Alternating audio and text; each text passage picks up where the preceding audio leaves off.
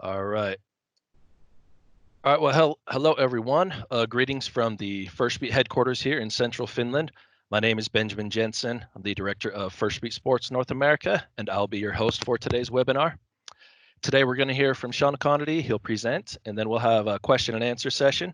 If you do have a question, please just throw it up there in the chat box, and we'll address the questions afterwards in the Q&A section. Okay, well, let's get to the man of the hour. I'm joined today by Sean Conaty. Sean is the director of sports performance for Olympic sports at the University at Buffalo, where he is directly responsible for the physical development and sports nutrition efforts of the men's basketball and volleyball programs, as well as overseeing the sports performance department that serves all of the student athletes at Buffalo. Previously, Sean spent 3 seasons as an assistant sports performance coach at Eastern Michigan University. He joined Eastern Michigan sports performance staff after serving as the assistant strength and conditioning coach at Christopher Newport University. Before Christopher Newport, Sean held internships with the Buffalo Bills, Merrimack College, East Carolina University, and IMG Academy. Sean got his bachelor from East Carolina, master from Springfield, and he's certified through CSCCA and also NSCA for strength and conditioning, ISSN for the sports nutrition, and also he's a precision nutrition level 1 certified. And Sean also holds certifications through USA weightlifting, USA track and field, and functional movement systems. So Sean, great to have you here. Appreciate you taking the time. I really appreciate it, Ben. Good to be here. And had a good crack today with somebody at the office that, with the whole Bulls documentary coming out, I said, I swear Sean has more certifications than Michael Jordan does NBA titles. Ah, man. Love the documentary. I got my Jordans on right now, actually. All right, there we go. Cool. Well, knowledge is power. But yeah, hey, I'm going to turn the time over to you, and then we'll do some Q&A after you present. Perfect. Let's get into it. Perfect. So, yeah, training load and recovery post-quarantine. This is a topic that every strength coach and sport coach hopefully is going to have to deal with soon when we can get everything up and running. But let's just start with this. What is load management? To me, load management is the appropriate periodization of training load volumes and intensities that build chronic preparedness for the demands of your sport, prescribed in a fluid manner that accounts for acute changes in player readiness state. So the first thing to take away from my definition of load management is we got to understand periodization. We got to understand our 52-week calendar. We got to understand the volumes, intensities of the sport that we're preparing our athletes for. But the second thing is just because we have a plan and a blueprint, the way in which we prescribe training loads is going to be just as important. And so taking into account the readiness state of our athletes, taking into account recovery is going to be just as important. And then the last thing is when it comes to training load, it's not just the total training load volume, but the actual intensities that's going to play a big role. So why is this important? Why has load management been a buzzword in the NBA? I think some people will argue it goes back a couple years ago with the Philadelphia 76ers, sit in Joel Embiid. Some people say it's been around for decades or forever in some form or fashion. But to me, I think we can, a good place to start is looking at the 2011 NBA lockout. And here's some data from a former Duke PhD student who just plotted the injury rates following the condensed preseason of the 2011 NBA lockout with injuries that year compared to the injury rates of previous NBA years. And as we see, there was a spike in injuries, in the 2011 NBA season. And David Stern, the former NBA commissioner, rest in peace, he was asked, did the 2011 NBA lockout lead to increased injury rates? And initially, he was saying, not at all. It had nothing to do with it. But eventually, he kind of changed his tune, and he'd been consulted by a few people, and he said, you know what, maybe the schedule did have something to do with the injuries. Maybe it was luck. Some of it was probably lack of preparedness on the players' part, but it was a combination of things. And I completely agree with that. I think injuries are so multifaceted. We can't just look at one variable or one metric or, to be able to predict it. But I do think having a shortened preparatory period is probably going to lead to a decreased level of preparedness on our athletes' parts, which probably will lead to having increased injury rates. So why is this important for us? Well, a decreased preparatory period is at best what we're looking at right now. In spring 2020, we're dealing with a global pandemic with COVID-19, and our university is shut down, gyms are closed, all our athletes are at home, they can't get out the house. We haven't had our normal spring training period that we do have with the men's basketball team. And so we're missing out on a lot of training. It's a potential for a lot of detraining. But in the sport of basketball, specifically, basketball has turned into a 52-week-a-year deal. They keep cutting and cutting our time with them in the offseason from a strength and conditioning standpoint. And again, speaking from the sport of basketball, this COVID-19 stuff happened right at the end of our season, right when we're supposed to be having a little break with our guys. And so, the question is this good or bad for us? From a basketball standpoint, I think a lot of strength coaches, a lot of basketball coaches are just like this Office meme where Michael Scott's freaking out. And that first week when this happened, the athletes got to go home. I had basketball coaches calling me saying, what are we going to do? How are we going to make sure the guys are training? How are we going to, keep them moving? And initially I'm like, look, this is the 2-week period where normally I'm having to kick guys out the weight room because I want them to, he just came off a 6-month season. I want them to get some physical and mental rest and recovery. So I'm fine. Like, this is fine. Now, that was week 1. We're in week 5, 6 of this thing now. So obviously we got to start to build our preparedness levels back up. But is this good or bad for us in the sport of basketball? I think this is a great rest for us. I think this could potentially be a good thing for us, but it depends. And what it's going to depend on is our return to play protocol when the gyms go from being closed and we don't have our athletes on campus to now we're back open for business and we're getting everything going with our basketball practice. So for me, our return to play protocol, once we get everyone back on campus, there's 4 things that we got to take into consideration. And the first one is just the athlete status. What is the preparedness level of the athletes that are returning? It's probably not where it was when they left. Then we got to understand, how we're going to apply training loads. We got to understand our time frame that we do have to load so we can know our rate of loading. And then the last thing is we got to take into consideration the athlete's response to loading. And that's going to help us dictate how we do move forward. So the first thing, looking at how we're going to assess athlete status and their preparedness levels, again, all of this is falling right in line with our normal calendar in basketball. This is the time of year where when athletes come back on campus, I'm going to go through a full battery of tests with them already. Now, normally we do have little checks and balances to gauge them on a day-to-day basis. And for any strength coach or sport coach, regardless of what sport you work with, I think when your athletes do return off of this detraining period, there's 3 things you're going to want to know about their body. The first is just what does the body look like? Next is how are they moving? And the third is, can you load them or how much can you load them? So from looking at an anthropometric standpoint, what's their body look like? The most simple thing we can do is just a simple, weigh in, weigh out, right? If I knew that our center was a lean 240 when he left and he comes in at 255 after having 3 months off, it's going to tell us something. From a movement standpoint, we want to know, you can do any movement screen or assessment that you want to do, but try and get a gauge on the mobility, stability, and motor control of our athletes. And the big thing is, did they retain their movement library that's required to play the sport and to train in your program? Or were they just sitting on the couch for the last few months and now they lost these movement patterns? And from a performance standpoint, I think there's 4 things we need to know. We need to know about, their tendon strength, muscular strength, neuromuscular strength, and their cardiovascular system. And the first 3, tendon, muscular, neuromuscular, I think we can get a lot of good information from our jump data. And obviously, if you have a force plate, you can dive into that a little bit deeper. For us, with a just jump mat, a contact mat, and still trying to look at some RSI between a drop jump, a counter movement jump, and a squat jump, I think we can get some good data on how the athletes are jumping, moving, producing force. And from a cardiovascular standpoint, just a simple, let's get the resting heart rate. Same thing with the example with a center. If we know our center's resting heart rate was 52 toward the end of the season and he comes back and it's 72, it's probably going to tell us a lot about his current state of the cardiovascular system and how we need to load him. And then I also think from a testing standpoint, it's a perfect opportunity in the sport of basketball to have some type of formal conditioning test. And being a sport that we play year-round, where practice is almost every single week throughout the year, and practice is our primary mode of conditioning, at least with some of the schools I've worked with, we've gotten away from conditioning tests a little bit because there really hasn't been a need for it. But now we've got, all our athletes are coming off of this long break. I think it's a perfect opportunity to implement some type of standardized external load. And now let's actually look at how each athlete is responding to it individually with their internal load. And whether it's doing a yo-yo intermittent recovery test or a 30-15 or just going out and running 100s and really standardizing the external load, I think there is a need for that now moving forward. So getting into load, Obviously I'm a guy that I advocate, I think we need to quantify internal and external load. Internal load, obviously being, quantifying heart rate, how our athletes are responding to stress.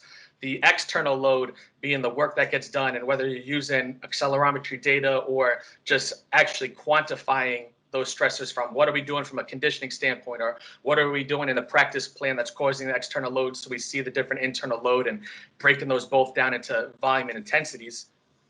But again, I don't think there's a better opportunity for us to start to quantifying internal training load after this long break.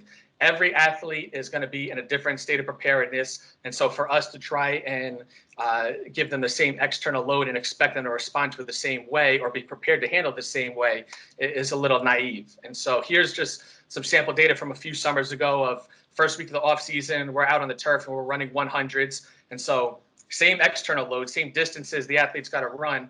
But obviously see one athlete can handle that pretty well. The other athlete is above 90% max heart rate the whole time. And so from a training load standpoint, two very, very different sessions, even though it was the same amount of work that got done. And so having some type of a early on conditioning test to assess this and kind of bucket our athletes, I think is going to go a long way. And then with like extra conditioning, instead of making it a one size fits all, one thing that I've done in the past is just flip everything from time-based to heart rate-based recovery. And that way our athletes that are fit and in shape are getting more reps and more volume, and we're not pulling them back. We're actually progressing them appropriately. But then our athletes that are unfit, we're not putting them in a disadvantaged situation or putting them in harm's way. We're progressing them appropriately as well. So we're not holding any athlete back. All right, so looking at external load, just like internal, I think we need to break things down to volume and intensity. That to me, that just makes sense. As strength coaches, we understand volume and intensity from a weight room standpoint. We understand, volume in the weight room is sets and reps, and intensity could be percentage on the bar, RPE. But basketball coaches understand volume and intensity too. If you ask a basketball coach about volume, it's, the duration of practice. It could be, if we're in a 4-hour work week, a 20-hour work week, how long the practices are going to be. And the intensity is just going to be the type of drills that make up that duration. And from a load monitoring standpoint, our internal load metric is going to be TRIMP. And then intensity is just TRIMP divided by duration, TRIMP per minute. And external load, if you have accelerometry data and you look at a player load, that'll be your volume. Player load per minute could be your intensity. But again, here, let's look at what is actually causing that external load. What is the work that's getting done in the sport of basketball? That stress is going to be coming primarily from practice. And so we need to take into account, how we are acquiring those stressors and start having these conversations with our sport coach. Because the way that we started summer 2019 might not be the best way for us to start summer 2020. Why? Because everything I was just saying, athlete status or their preparedness level might not be the same to handle those exact stressors, so we might need to adjust there. Our preparedness level is going to dictate our rate of loading, right? So if our preparedness level is lower than we're used to coming into the summer, but we still know the end preparedness we need to be at the end of the summer, that rate of loading is going to be much steeper. The other thing that's going to dictate our rate of loading is the amount of time that we have. So if in a normal 8-week off season, we know we're starting at point A and our preparedness needs to end at point B, but now they say, hey, we're cutting your season, preseason to 4 weeks, but the coach still wants to get the same amount of work done, that rate of loading is going to be significantly higher. And then the last thing that is going to dictate our rate of loading is style of play. And that's just me being around different basketball programs and seeing people do things a little bit differently. Depending on what your team is known for and what you really emphasize is going to dictate how you are actually practicing at certain points of the year. So everyone's level of preparedness might not need to be the same in June or July compared to other teams. That, we'll get into that a little bit later. But, when we talk rate of loading, one of the main metrics obviously is going to be your acute to chronic workload ratio. And, following up with a lot of, Tim Gabbitt's research on this. But I think this is the only metric we look at. I think it's become a little bit more polarizing recently. Some people are all in on acute to chronic ratio. Some people are a little bit against it, saying it's basic progressive overload. Like, we should understand that. And I agree with that. But to my point, we as strength coaches understand progressive overload from a physical standpoint, but a lot of sport coaches don't. They understand the technical, tactical side of things, but they don't understand the physical ramifications or responses to that. So this is a main metric that, as a support staff, myself and our athletic trainer Andy communicate with our basketball coaches on a daily basis. So that graph in the bottom right is something that Andy makes up every day, and we send out to the head basketball coach so he can see, the rate of loading and unloading of our athletes. Because, what Tim Gavitt's research shows is too fast of an increase in training load or too fast of a decrease in training load are both correlated with injury risk. And it's not necessarily the higher training loads that are dangerous. It's just how we get there, right? So we want to progress into them appropriately. And just as a refresher for anyone that isn't familiar with this, we're looking at our acute load, what we're doing this week, compared to our chronic load, what we've done the last 4 weeks. So if this week I run 10 miles, and the last 4 weeks, every week I run 10 miles, 10 divided by 10 is 1, I'm prepared for that. But if this week I run 15 miles, and all of the last 4 weeks, every week I only ran 10 miles, 15 divided by 10, 1.5. Now all of a sudden that's too big of a spike. So I'm at a little bit greater risk for injury, or if I drop down to 7 miles instead of 10. So you see how we're looking at the loading and unloading. And this is something that we communicate with our coach to make sure we appropriately get to those high chronic loads. So when we talk about, the slope, again, time is going to dictate our rate of loading. And again, give credit to Tim Gavitt. This is his terminology here, the floor and the ceiling. I think he makes it very simple for us to communicate with sport coaches for them to understand these concepts.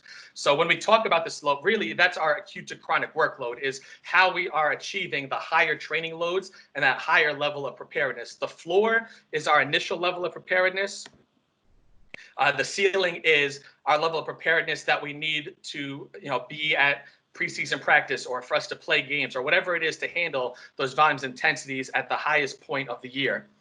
So again, the timing of, if the ceiling is 4 weeks away, 8 weeks away, it's really going to dictate where the slope is. And so what we're facing moving forward is probably a steep slope, because we're looking at reduced time.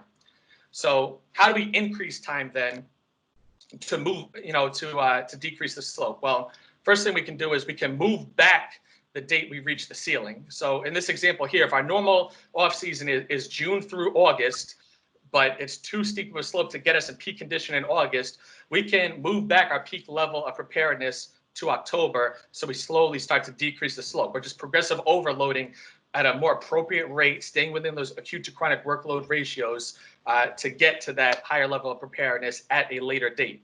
Because again, we do need to load. It's not about not loading our athletes. We need to load to get to that higher level, but it's about how we get to the level that's important. But if we can't extend out, our ceiling, if we need to look at another option. The other way we can look at it is, well, let's raise the floor or raise our level of preparedness. So in this example, we have our normal June through August practice, and the slope is going to be too much for our level of preparedness in June to get where we need in August. So the other option we can do is, well, let's start loading our athletes earlier in April, so that when they come back in June, their preparedness level or their floor is a bit higher. So now to get from June to August preparedness level, the slope isn't as steep. It keeps us in a better progressive overload. So to me, this is why, the spring time period is so important. And what we do right now is so important, because we can't have our athletes fully detrain, completely lose their level of preparedness, because then, trying to get them from where they're at to where they need to be in a shorter amount of time, the slope is going to be too much, the rate of loading is going to be too much. And from literature, we know that's going to be correlated with increased injury risk. And I think sport coaches are thinking about this stuff, and they're thinking we might need to adjust practice, because of this.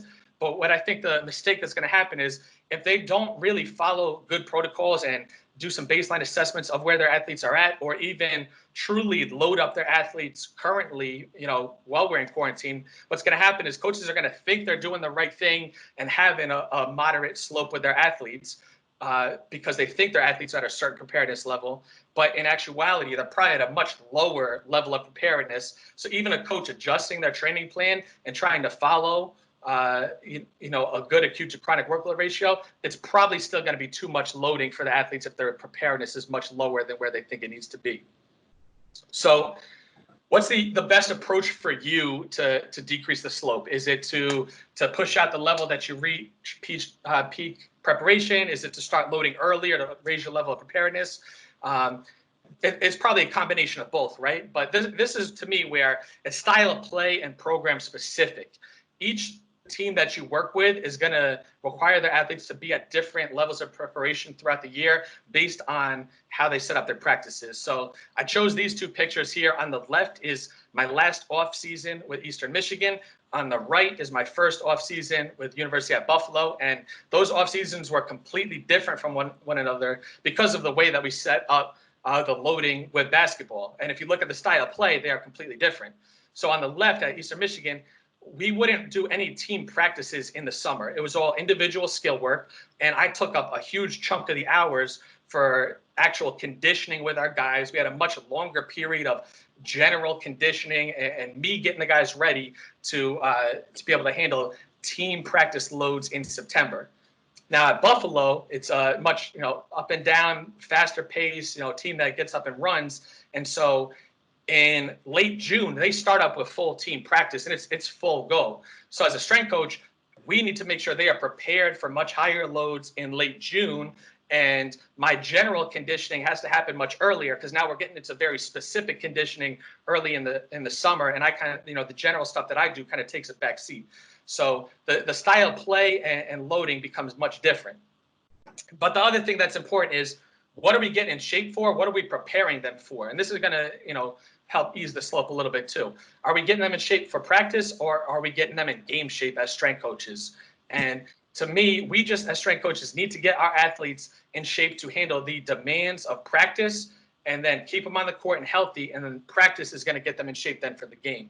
So when we talk about slope and loading too fast, I think some sport coaches, make the mistake of, we need our guys in basketball game shape at the end of August, at the end of our summer. And obviously, if we're going to try and load up to that point when the games aren't even going to start till November, the slope is going to be much greater.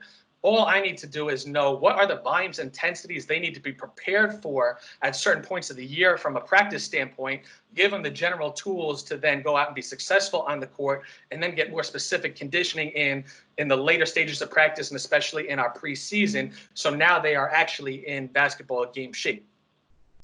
So just looking at, what a normal off season looks like for us. And all of this I just took right off of our Firstbeat cloud. So, really simply, to the Firstbeat cloud, you can pull a lot of quick information to see this type of stuff. But the orange bar is our volume. So that's our trip metrics as a team. The blue bar is our duration. So that's how long practice was. And obviously, volume divided by duration can give you a good indication of what the actual intensity was. But up at the top here, June 2019, you see it's our first 3 weeks of our summer session. And so for us, practice is generally going to be 3 to 4 times a week for an hour to an hour and a half. Usually it's about an hour and 20 minutes. But as you can see from how high our trim is, right away, high volume, high intensity, like we really get after it in that hour to an hour and 20 minutes. So the athletes need to be prepared to handle those loads right away. Now, once we get into the later months of our off season in the summer and we get into July, you see practice duration still going to be about the same. Usually it's still in an hour to an hour and a half range, but our volume drops a little bit, right? The orange bars are down below what the duration is, and practice is pretty much still the same. Our structure of practice is going to be very consistent through the summer. Only reason the volume is dropping at this point is because athletes are getting in better shape. So we're not responding as much of a higher trim to the same external stimulus because we are getting better fitness level and better shape. But from a technical, tactical standpoint, these practices are very much consistent, very much the same. Now, once, after our 8-week off season, we got a 2-week break.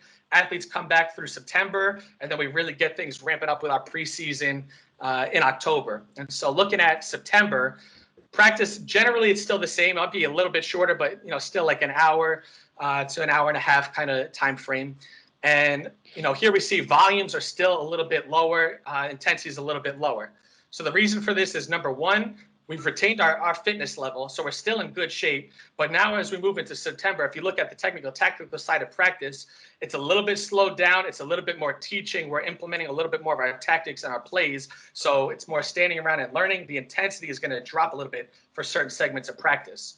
Now we're going to get into October.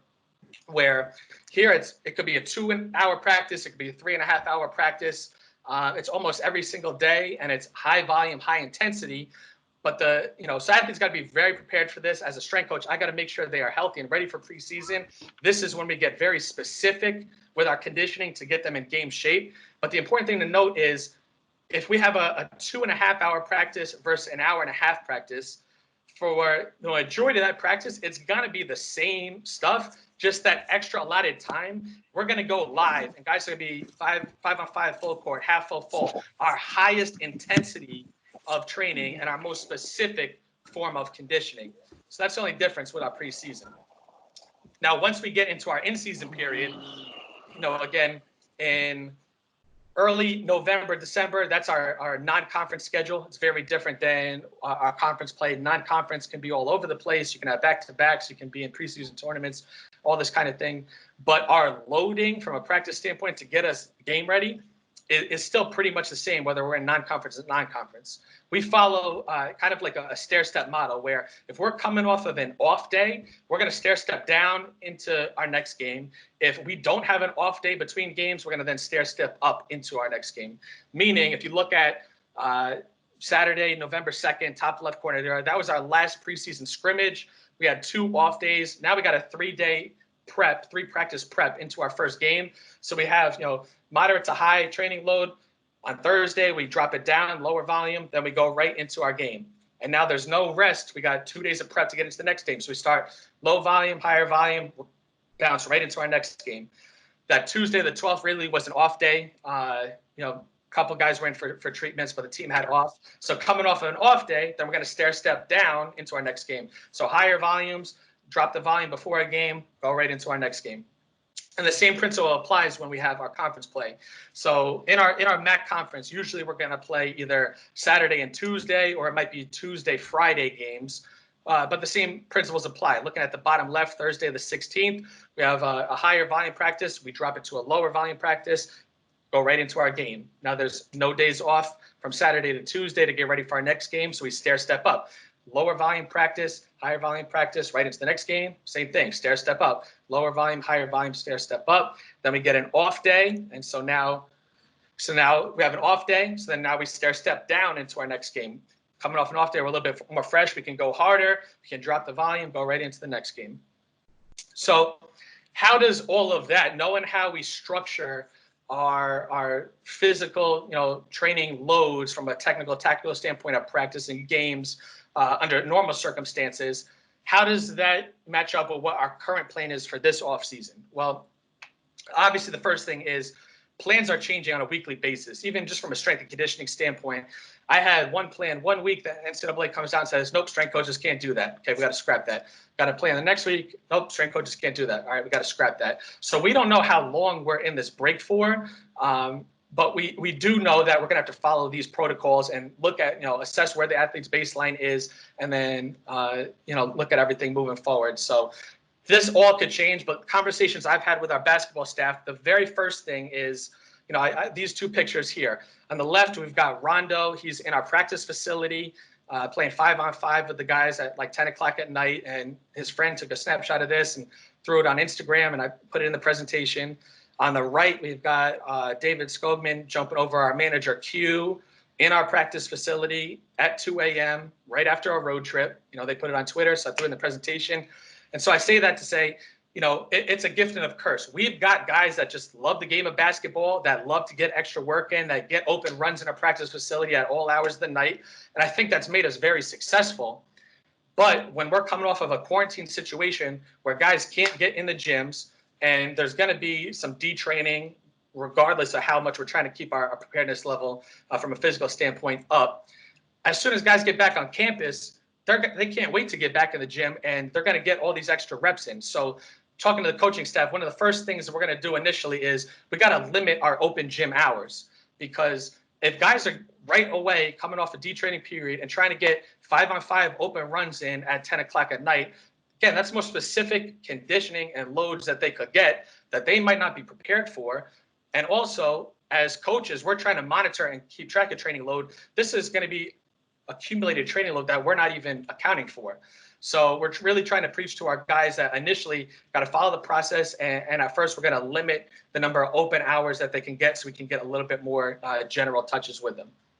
The second thing, talk about what we can do as coaches to help mitigate loads is initially we talk about reducing the volume and intensity each practice by 20 minutes and reinvesting into general strength and conditioning. And so again, I think a lot of coaches think, okay, yeah, we're going to reduce the volume and intensity of practice. We're going to have to, but what does that actually mean? And what does that look like in your situation? So for us, again, early summer practices are usually about an hour and 20 minutes or so. So we're going to reduce the volume by cutting off 20 minutes, but we're also reducing the intensity because, again, in that last 20 minutes of practice, that's when we go live. That's when it's 5-on-5 or half full, drills that are very specific conditioning for our guys. So when we reduce the intensity by taking that out, we're reinvesting it into general conditioning with me, non-ball conditioning activities to make sure they have the general means to handle those loads later down the road. So we're essentially extending out that ceiling a few weeks to where then they can start to have those specific type training loads in practice at a later date. Now, the last thing to recognize that's real important that gets overlooked is, we got to assess the athlete's status. We got to understand how we're applying training loads. We got to understand our rate of loading. But the fourth thing is we got to understand the athlete's response to loading, right? So readiness and recovery is just as important as what we're doing from a training load standpoint. How are your athletes handling exposure to repeat training loads? And from a readiness and recovery standpoint, these three pictures are our main ways that we quantify that. On the left, we use just a basic subjective wellness questionnaire that the athletes fill out before our 7 o'clock lift. The middle picture where it looks like the two guys are sleeping, they actually have a heart rate belt on, and we're in the middle of a 3-minute quick recovery test before we lift at 7 o'clock. So now before 7 a.m., I've got a subjective metric of readiness on the athletes. I have an objective metric of readiness through Firstbeat in our QRT, and then we lift. And then on the right is a picture of Rondo. I'm putting a bodyguard on him. And we look at 24-hour stress recovery balance, and we look at his overnight recovery. That's extremely important because our lifestyle factors and sleep and all these things are recovery. When I'm saying recovery and guys need to manage that, it's not right away getting in the cold tubs and doing boots and doing all these things. It's how are you actually handling stress of your normal daily life? And are you maximizing on your recovery potential by getting quality sleep? So the bodyguard data has been big for us. Here's just some sample bodyguard data. You see, the purple bars are while guys are sleeping. And, on the top before sleep, when the TV's on, you can see stress reactions. On the bottom, you see less stress reactions, no TV before bed. And then you see the difference in quality of sleep, right? And so we want to maximize the guys' 24-hour stress recovery balance, meaning we don't want them to avoid stress, but we do want to make sure we set up pockets of recovery where they can shift from sympathetic to parasympathetic at certain points of the day, especially right before bed, to help drive up their overnight recovery status and improve the quality, not just the quantity of their sleep. So sleep is going to be a big factor for us, when it comes to response to loading. Because something we talk to the athletes about is the cost of training. Preparedness, readiness, recovery, all these things get thrown around synonymous, but preparedness level is, your chronic capacity, what you're capable of doing. Readiness is just on an acute state. On today, what is your body prepared to do? What does it want to do? If you have low readiness, it's not saying you're not going to go out and perform or be able to handle high training loads, but what it is saying is the cost of that performance is going to be greater. Your recovery time is probably going to be greater. And again, we want to maximize recovery time through sleep. If athletes are not getting the proper recovery when they first get back to campus, we can think all we want about how we're going to mitigate some training loads. But if they aren't able to recover from those loads, they can go and have a good first few practices and we're looking good. But if they're not able to recover from that, now when they go back out in week 2, now they're more susceptible to injury. And now they're probably not going to perform as well either. So we're just driving them into the ground. So that recovery piece can't be overlooked. But again, when I'm saying recovery, I'm just talking about the basic free stuff that we have access to, good nutrition and good sleep hygiene. And so I've been telling our athletes the last few weeks, look, we need to build quality recovery habits now. I was their biggest advocate the first few weeks of this quarantine when they were staying up late playing video games and they're sleeping in and they're getting some downtime. I was the biggest advocate for them because we just came off a 6-month season.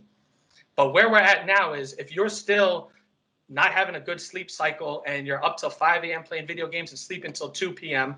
and that's your normal routine, you're really setting yourself back, right? You need to build quality habits now, because what's going to happen is as soon as we get our athletes back on campus, their schedule is they got to be up at about 6 or 6:30 because we have a 7 o'clock lift, 11 o'clock practice. They got academics throughout the afternoon. So what happens if they haven't built these habits now and they can't fall asleep till 3, 4 o'clock in the morning, but they still got to be up at 6 for a lift. So now we're applying all this training load and stress to them, and now they're not maximizing on any of the recovery, and they're under recovered because of the lack of sleep, and it's just going to have this compounding effect. So one of the big things, besides just trying to raise our level of preparedness for our athletes, is maximizing on the habits that they're performing right now. So again, I think with everything said, there's a big increased need for data right now. I hear a lot of coaches talking about this. I don't think there's ever been a better time to start internal load monitoring and quantifying how each individual athlete is responding to stress. I do think having previous norms and being familiar with these concepts definitely will accelerate your process.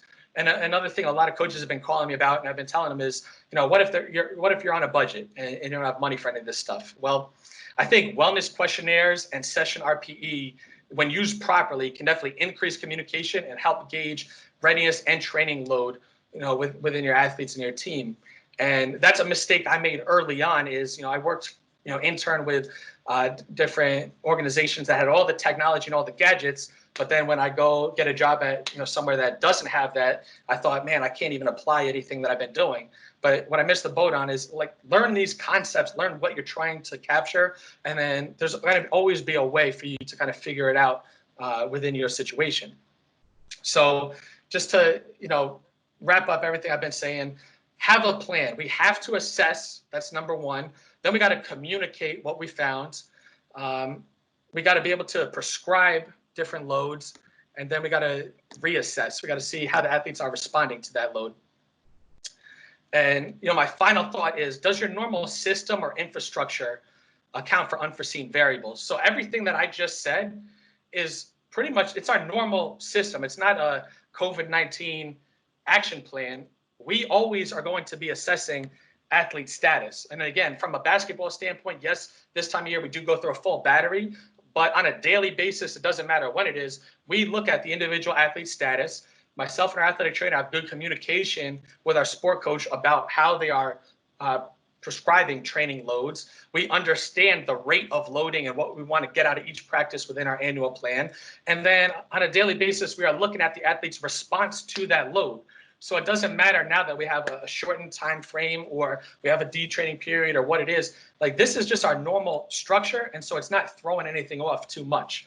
And again, it does it doesn't matter if you're in football, which I feel for the football strength coaches, because you guys were in spring ball period and got your athletes ready to roll.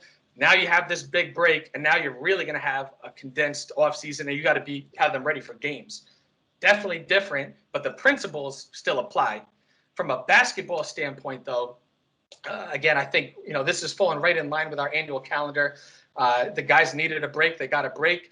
This time period where everything is closed right now, the gyms are closed, it's not affecting our training, because I'm in communication with them. And what's our two big goals from a strength and conditioning standpoint for basketball this time of year? Number one, tendon strength. Number two, aerobic capacity. So gyms are closed, you're stuck in your house. Well, okay, long duration isometrics, you don't need any weight for that. Guys can still get out, after that. Trying to get them out to the track or something just to build up the tempo runs or whatever they're doing. So from a physical development standpoint, we're fine. And actually, it's funny because generally every team's going to have one or two meatheads that just love to lift weights. And, there's a little bit of friction this time of year where when you're trying to sell them on long duration ISOs, they really want to get under the bar and lift heavier. So now, well, you have no choice. You can't get under the bar. Gyms are closed. So we're doing the long duration ISOs. So I think we are in position where I'm telling our guys, as long as they're handling business and doing what we're supposed to be doing right now, when we get them back on campus and we go through this evaluation process, we could be in a good place, and we could be on track for everything. And our basketball staff and myself are feeling really confident with that. So, thank you, Firstbeat, for this opportunity. I would, got plenty of time right now. Would love to answer anybody's questions related to their situation. Excellent. Okay, let me just do a mic check. You got me? Yep, I got you. Okay, great. All right, awesome presentation. Thank you so much.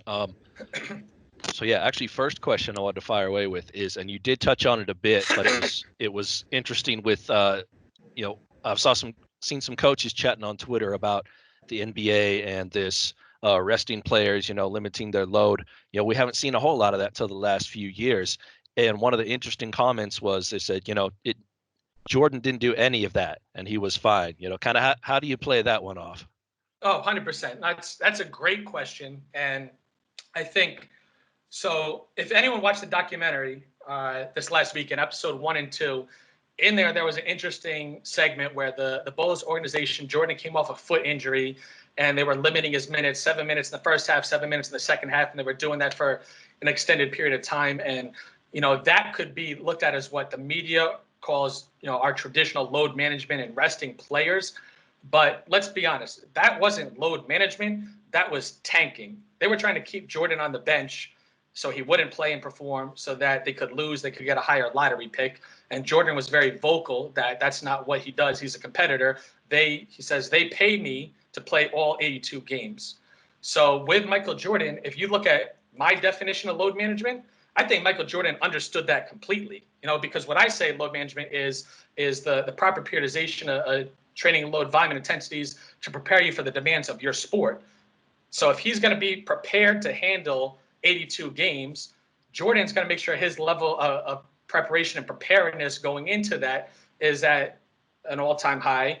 And, I think Michael Jordan's one of the main basketball players that kind of popularized weight training in the sport of basketball. And so you see in the documentary his fierce competition, his competitive nature. I think he's fully understood what training load management was. You see him playing golf, right? So he understands I got to have some recovery, I got to have some downtime. But all throughout the off season, he's training, he's lifting, he's preparing his body, he's still playing basketball, and he's getting used to playing with high chronic training load. And again, I think if you look at the literature, the high training loads aren't inherently bad for you. They're actually protective. It's just the way that you get to those training loads, which is more dangerous. And so if I would look at the current NBA landscape and think the way that they are getting to training loads, where the preparation is starting, is probably what's causing the need for rest. And so, the Kawhi Leonard situation was really interesting. I was following that early this basketball season, right? So again, I don't think load management means resting players. I just think it means building up their chronic capacity so that they're at their best when their best is needed, right? So if you look at periodization and you quantify this stuff, you should know what volumes, intensities they need to handle and the schedule and when it needs to be there and everything. So with that said, load management isn't resting your players. But if we look at the Kawhi Leonard situation where he was being rested in the early part of the basketball season this year, let's break down why they rested him and why it actually fits in with proper load management. So Kawhi's off season, he was even interviewed about this, and they asked him, like, did you feel rusty coming into preseason, all that? And he said, yeah. So I didn't have the offseason I normally have. I didn't play basketball once at all. He was in free agency. He wasn't playing any ball.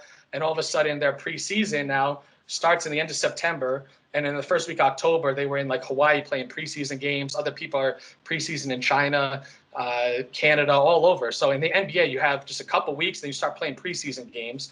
And then right from there, you go into the regular season, which is 8 months long. And NBA is broken down kind of into 3 different segments. You got your early season up until Christmas. Then you got, Christmas to the All-Star break to playoffs.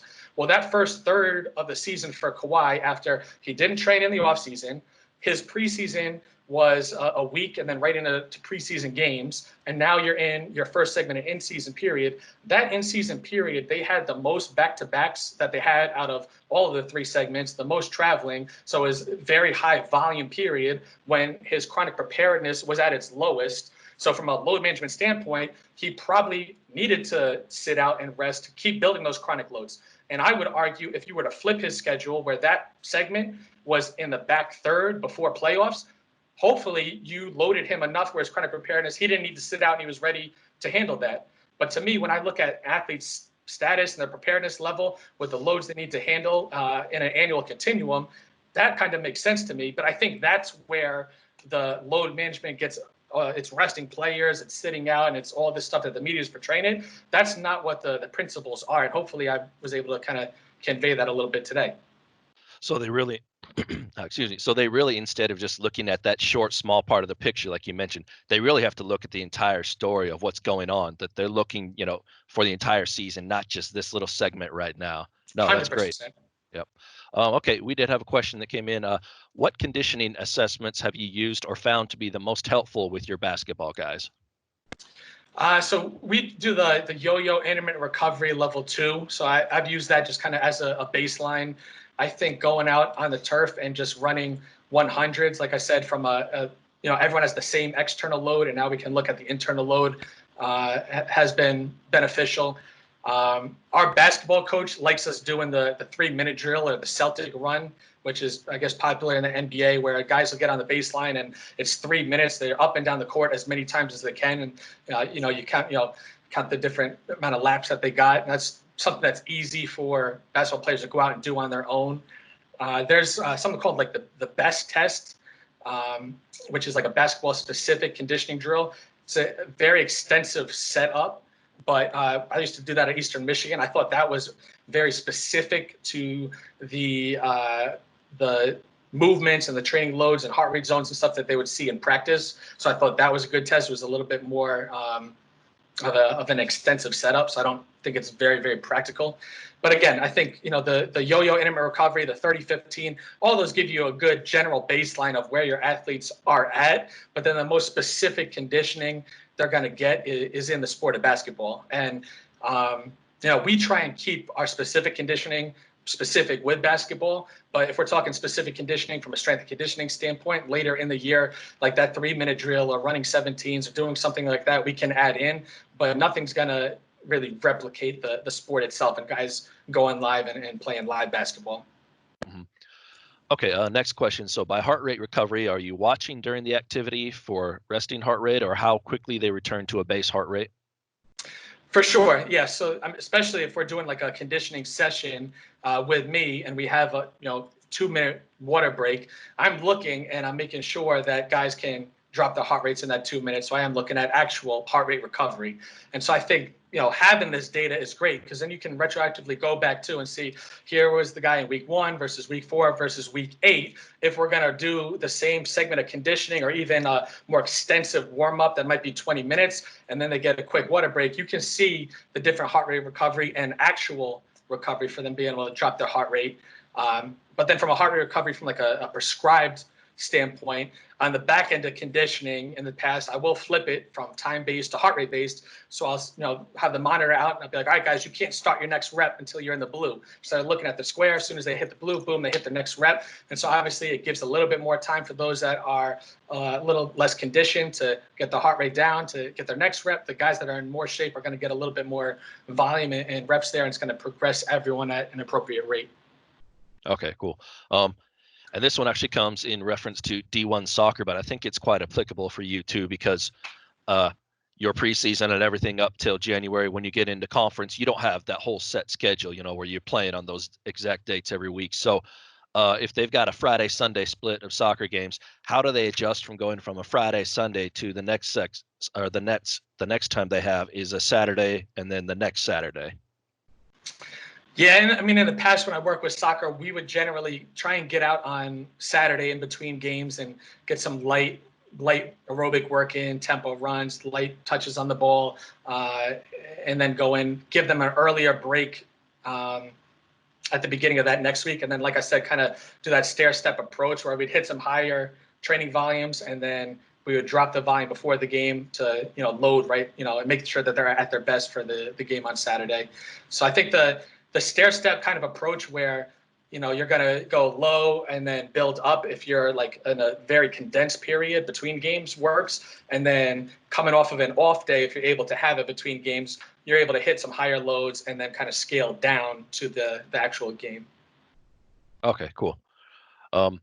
And another one I thought was interesting you actually mentioned is, if they don't have any money, I think you had some great ideas where, RPE, self-awareness, resting heart rate. I mean, those are all things that can be done with next to no effort and dollars. And then if you have 40, $50, you can throw a jump mat in there, right? And get a little Yep.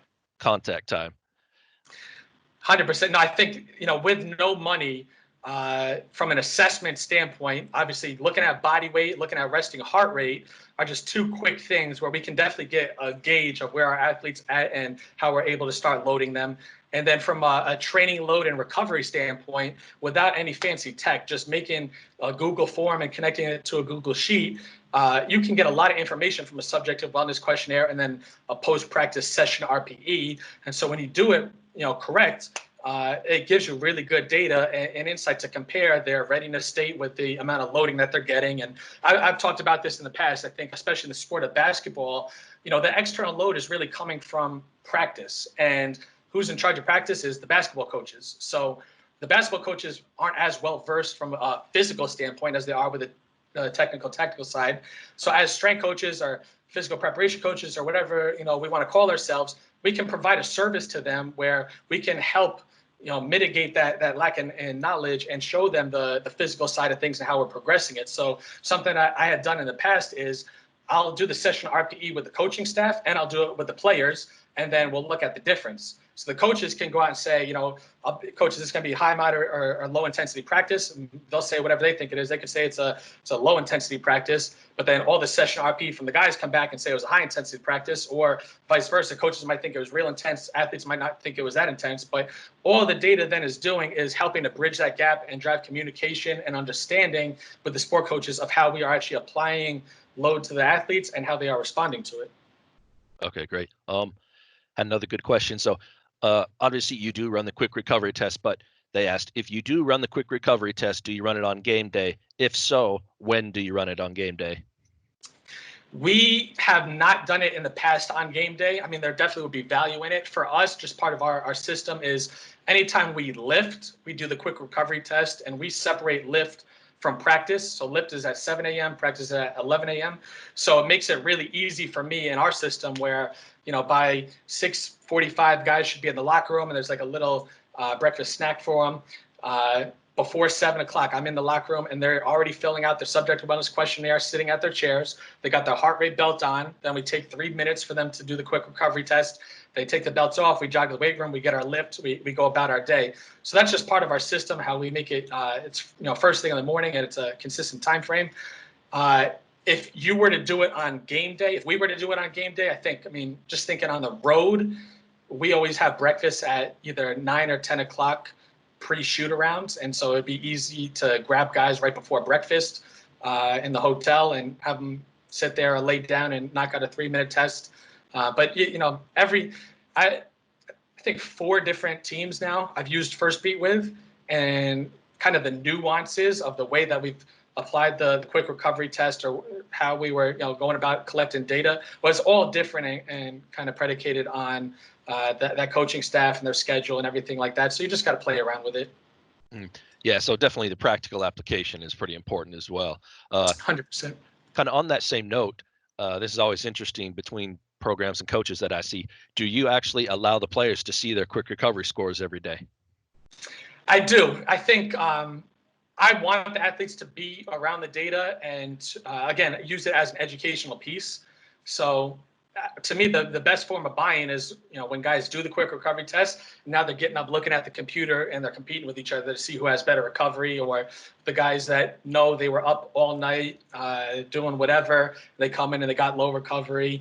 That, little signal is going to educate them, and it's going to click for them. It's sometimes people think they can go out all night because they're young and they get up for practice and they're going to be fine. But getting actual data around it, I think sometimes the light bulb goes off, and it's just that educational piece for the guys. So I've never seen any harm in it. I've only seen good things come from kind of sharing the data with the athletes and using it as a talking piece. Mm-hmm. Okay, and a question just came in. How often do you communicate the heart rate data with the coaching staff?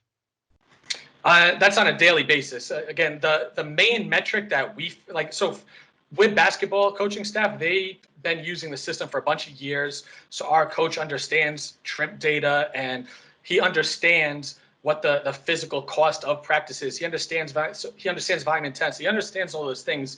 So we're in a good situation. But we kind of narrowed it right now to like our rate of loading and acute and chronic workload ratio. And so Andy, our athletic trainer, literally makes up the acute chronic graph to show where all our guys fall on that spectrum. And on a daily basis, with the daily injury report that gets sent out. An injury report just means like the medical side of the athletes. There could be no injuries, but on a daily basis, we get an injury report. And with that report is the graph of all of our acute to chronic ratios. So it's the first talking point with the coach on how we actually are loading our athletes. Okay. And you mentioned in the presentation, I thought you brought up a great point. Are you preparing for practice? Are you preparing for games, so to speak? I met with a few programs, excuse me, the strength coaches' hands are tied because they're not allowed to put the belts on for the games. How important is that game data for you to have? It's extremely important because, again, we want to quantify the volume and intensities of the games to reverse engineer that to know what we're preparing for. So, and I've said it in the past, I mean, there is definitely value in just managing load in practice, but if you want to get the most value out of anything, you need to see what the training load volume intensities are of the games, and then look at how the recovery is post games and have a bigger data set to extrapolate data from. And just from like a training standpoint, I mean, if you look at game data in basketball, in the game, our guys' heart rates are above 85% just by being on the floor. It's not while they're in transition. It's just if you're on the floor, your heart rate's up above 85%. So from a training standpoint, we need to know that and be able to train them to perform while they're in those higher heart rate zones. So as we move from some general conditioning to a little bit more specific, and I might have guys on the Airdyne bike, we might have the heart rate belts on, and it's, okay, we're not doing a 30-second sprint. We're going to start the timer as soon as you get into the 85% zone. And now we're going to start the timer and have you perform there and just do little pieces of our training matched up with what we're seeing from a game data standpoint. But overall, obviously, those are going to be our biggest forms of training load. So if we really are trying to monitor that and manage load properly, you're going to have to quantify it. And then the next piece to that I always talk about is, it doesn't matter what sport it is, but in basketball, usually you're going to play 8 guys and you got 16 guys on a team. And so if we have 7 days in a week, one day's got to be off. So now there's a 6-day work week. 2 of those days are games. So that's a third of your week is games. 2/3 is practice. But if a third of your week, half your team isn't playing in the game and they're not getting any training load, and now we look at acute to chronic workload ratio. If you decrease by a third, now you're in that lower end of the acute to chronic workload where you're at a higher injury for risk. And then what happens if a guy gets injured and that lower prepared guy jumps in? Now all of a sudden he gets higher minutes. Now workload spikes to the other end, to the high workloads. And that's when generally you're going to see injuries. So you need to quantify the response the athletes are getting on game day too, so that your lower minute guys on those 4 practices probably need higher training loads than the athletes that are getting all your minutes on the 2 game days. And so we do that with our scout team. So our scout team is going to get more reps, less rest, and on those 4 practices, their training loads are going to be higher than those athletes that are getting the more minutes, so that when you look at acute chronic workloads and Andy sends out the coaching staff, everybody's within that sweet spot. Nobody's dropping off and detraining. And that and that becomes pretty priceless when you get down the road, right? Because if somebody does go down by injury, that next person's just ready to step in. At least load-wise, they're ready to step in. 100%. Yeah, load-wise. And the point is we need to make sure they're prepared load-wise, and then the coaches need to make sure they're prepared from a tactical standpoint. But the good thing about combining the two, again, with like getting our scout team ready, is we are preparing their physical load by giving them more reps with the actual basketball stuff they need to be prepared for. So it's kind of a perfect partnership of the two. Excellent. All right. Yeah, I think that's going to be all the time that we do have for today. So yeah, I just want to say a big thanks to you, Sean, for taking the time today. This was an excellent presentation. Ben, thank you so much for having me. Thank you for everyone that tuned in. Hopefully it gave you something to think about moving forward, and hopefully everyone's safe and healthy and we get out of this thing soon. Definitely. All right. And if you do have any questions, and I know Sean's open to talk to people, so you can contact him. And also, if you're interested in Firstbeat, have any questions, give us a shout. And once again, thank you all. And yeah, We'll see you next time.